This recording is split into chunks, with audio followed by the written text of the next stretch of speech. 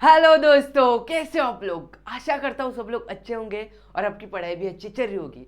9th के exam पास आ चुके हैं और हमारी पोएम सीरीज चालू है बराबर। ऑलरेडी हमारे पोएम के बहुत सारे वीडियो बन चुके हैं और आज मैं लेके आया हूँ आपके लिए वीडियो नंबर 4, जिसमें हम लोग पढ़ने वाले हैं कौन सा चैप्टर, कौन सी पोएम, पुन्हा एकदा। तो चलो स्टार्ट करते। उसके पहले बता देता हूँ, मैं हूँ आपका दोस्त मानस और आपका स्वागत करता हूँ जे ट्यूटोरियल्स में। वीडियो से पहले आप चैनल को सब्सक्राइब करें, लाइक करें और कमेंट करें। आपका जो भी प्रॉब्लम होगा हम लोग सॉल्व करने का ट्राई करेंगे। तो चलो वीडियो की ओर बढ़ते। देखो पोएम नेम है अपना पुन्हा एकदा। पुन्हा एकदा किसने लिखी है? कवियत्री कौन है? प्रतिभा ठाणगे। इन्होंने यह कविता में क्या देखा, क्या बोला है देखो, और भी दे देता हूँ पोएम के बारे में। पोएम में इतना ही बताया है कि पोएम की जो समाज में जड़त्व आ चुका है बराबर। हमारे जैसे जो जनरेशन है वो काम करने को कंटाल रही है, उनमें आलस भर चुका है बराबर। तो कवियत्री ने यही बताया कि समाज में जो आलस भरा है, तो वो आलस उनको क्या करना है, वो जड़त्व उनको दूर करना है और कैसे बनाना है, नवी निर्माण पीढ़ी उनको अच्छे बनाना है, अपने देश को उनको आगे बढ़ाना है, प्रगति की ओर बढ़ाना है। इतना ये कविता है उसमें बताया गया है बराबर। तो पोएम के बारे में पता चला।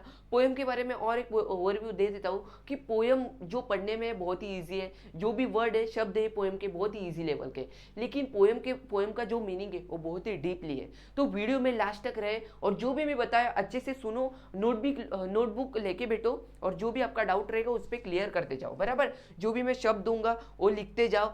एक बार आपको मीनिंग समझ में आ जाएगा तो आपको पोएम में किसी भी क्वेश्चन का आंसर फाइंड करने में दिक्कत नहीं आएगी बराबर। तो चलो पोएम की ओर बढ़ते। पोएम में अपनी पुन्हा एकदा फर्स्ट कड़वा देखो। फर्स्ट कड़वा क्या है कि पुन्हा एकदा चमकावी वीज, उतरावी खाली, भिनावी रक्तात, पेटावे स्नायू, करित पुकार पुन्हा एक बार। देखो एक भी शब्द आपको ऐसे नहीं लगेगा कि आपने कभी सुना नहीं तो आपने पढ़ा नहीं। कौन सा भी वर्ड हार्ड नहीं है, सब वर्ड इजी है और मीनिंग तो आपको पढ़ के आपको समझ में जाएगा। देखो इसमें हार्ड देखा जाए को बिना भी रखता यही एक आपको हार्ड लग सकता है, तो इसका मीनिंग बता देता हूँ।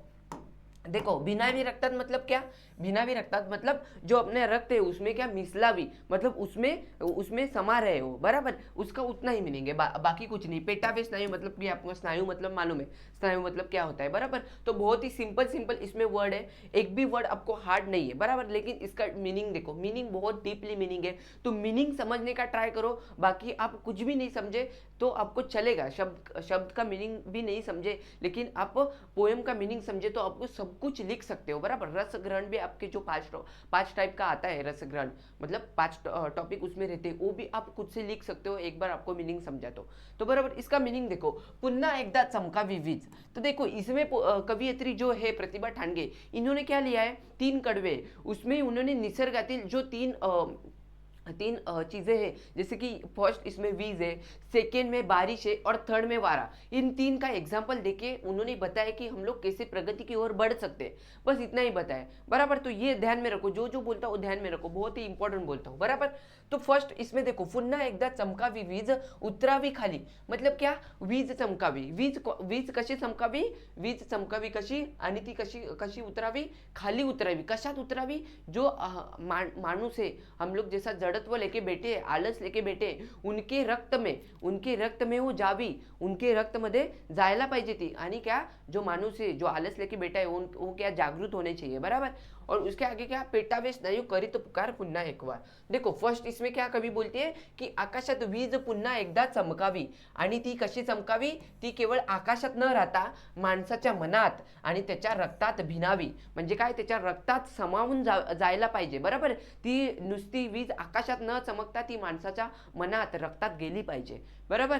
त्यानंतर कवी काय बोलते, ही वीज कसली आहे, ही वीज क्रांतीची आहे, ही वीज कसली आहे, क्रांतीची आहे। म्हणजे आपल्याला काय, एक प्रगति करायची है, अपने को क्या करना है, अपने को प्रगति की ओर बढ़ना है। ये वीज कैसी है, प्रगति की वीज है बराबर।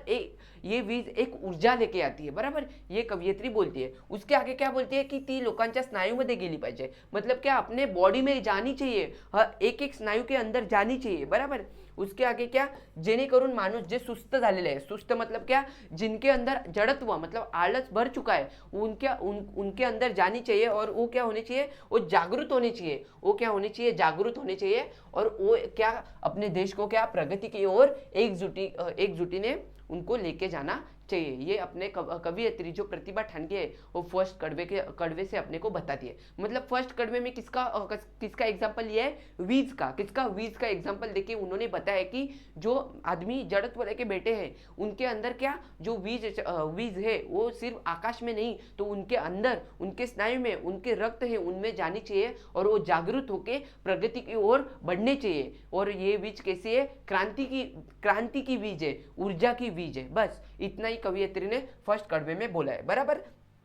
तो देखो आप पढ़ने जाओगे तो बहुत ही सिंपल कड़वा है, लेकिन मीनिंग देखोगे तो बहुत ही डीपली मीनिंग है, इसलिए मीनिंग जानना बहुत ही इंपॉर्टेंट है। बराबर। इसके आगे सेकंड कड़वे की ओर बढ़ते। सेकंड कड़वा देखो, सेकंड कड़वा क्या है कि पुन्हा एकदा घाली थी पिंगा। देखो पिंगा मतलब क्या? पिंगा मतलब आपको मालूम है, सबको मालूम है पिंगा मतलब क्या होता है। पिंगा मतलब जो हम लोग डांस करते हैं, जो गोल गोल डांस करते हैं, उसको हम लोग पिंगा बोलते हैं। बराबर। उसके आगे क्या है कि पावसाच्या सरी। सरी मतलब मालूम है आपको, पावसाच्या सरी मतलब जो बारिश गिरती है तो एक ऐसी लाइन में गिरती है ना, उसको सरी बोलते हैं। बराबर। एक एक लाइन गिरती है, एक एक लाइन सब जगह गिरती है। बराबर। उसको हम लोग क्या बोलते हैं? सरी बोलते हैं मराठी में। बराबर।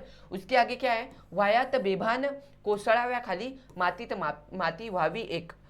बराबर। मातीत माती व्हावी एक। उसके आगे क्या बोला है? एक मिनट।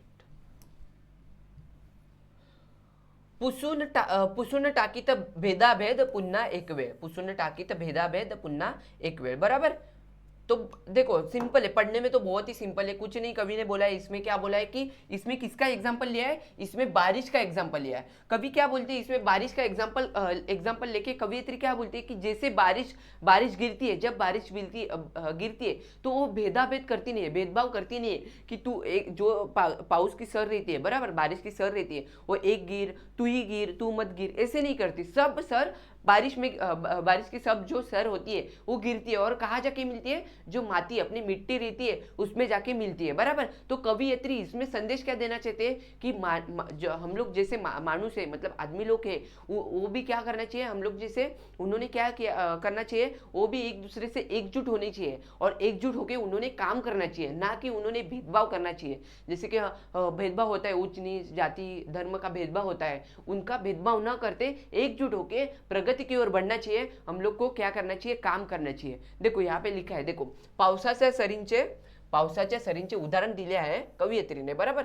पाऊस जेव्हा कोसळतो तेव्हा तो भेदभाव करत नाही, बराबर। पाऊस एक साथ गिरता है, बराबर, वो भेदभाव नहीं करता। वो क्या करता है? जो मिट्टी होती है उसमें क्या होता है? समावून जाता है, बराबर, एकरूप हो जाता है उसमें। बराबर। तसेच माणसाने माणसाची एकरूप व्हावे, मतलब माणसाने काय व्हावे? माणसाची एकरूप झाले पाहिजे आणि काय केले पाहिजे? आणि समाजातील जे उच्च नीच जात धर्म आहे यांचा त्यांनी भेदाभेद टाळून टाकावा, म्हणजे यांचा भेदाभेद त्यांनी करू नये, एकजूट होवे, काम करावे आणि प्रगतीच्या मार्गाला त्यांनी गेले पाहिजे। बराबर। तो ये कवियत्री प्रतिभा ठानके हम क्या सेकंड कड़वे से बताती है। लास्ट कड़वा है, तीन ही कड़वे इसमें, बहुत ही सिंपल है। देखो अभी लास्ट कड़वा, सेकंड कड़वे तो दो कड़वे तो आपको बहुत ही सिंपल है बता दिए है, बराबर। मीनिंग आपको आई होप आपको समझ में आया होगा। तो लास्ट कड़वे की ओर बढ़ते। लास्ट कड़वा क्या है? पुन्हा एकदा घुमावा वारा, युवक इथला भारला जावा, भुलावी तहान, विसरावी भूल, नवनिर्माणाची लागावी चाहूल, उजळावी भूमि दिगंतात। देखो दिगंतात का मीनिंग क्या है? यहाँ पे एक ही वर्ड आपको हार्ड लगेगा, कौन सा है? देखो फिर से एक बार पढ़ के देता। पुन्हा एकदा घुमावा वारा। घुमावा वारा मतलब क्या? वारा आता है ना, वो कैसे घूमता है, बराबर। युवक इतला भारला जावा मतलब क्या? उसके अंदर वो वारा जाना चाहिए, उसके अंदर वो वारा जाना चाहिए। और इसमें वारे का संदेश कैसे दिया है? वारे का उदाहरण कैसे लिया है कि ये वारा कौन सा है? प्रगतीचा आणि परिवर्तनाचा वारा है। बराबर। इसका मीनिंग देखो, मीनिंग आपको बताने जाऊंगा, मैं भी बताऊंगा और इसमें लिखा भी हो वो भी बताऊंगा। बराबर। तो आपको कोई भी गलती की गुंजाइश नहीं रहेगी। बराबर। उसके आगे क्या है?